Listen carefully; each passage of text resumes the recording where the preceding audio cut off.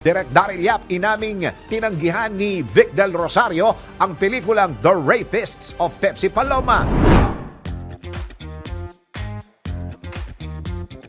Para sa aking balitang showbiz, kinumpirma ni Christopher Min na tinanggihan ni Vic Del Rosario ng Viva Films ang pelikulang The Rapist of Pepsi Paloma. Ayon kay Christy, mismong si Direk Daryl Yap ang nagsabi sa kanya na tinanggihan ito ng owner ng Viva Films. Sinabi ni Christy na nag-text sa kanya si Daryl at humingi ito ng advice sa kanya, sabay tanong kung bakit daw kaya tinanggihan ng Viva ang pelikulang plano niyang gawin, ang The Rapist of Pepsi Paloma. Sinabihan niya raw ito na talagang tatanggihan ni Boss Vic ang nasabing pelikula dahil malalim ang pakikipagkaibigan nito kina Tito Vic at Joey. Ang singing career umano ng TVJ ay nagsimula sa Vicor Music na pag-aari ni Boss Vic, kaya't hindi raw nito papayagan na ito pa ang maging dahilan para maiproduce at lumabas ang nasabing pelikula.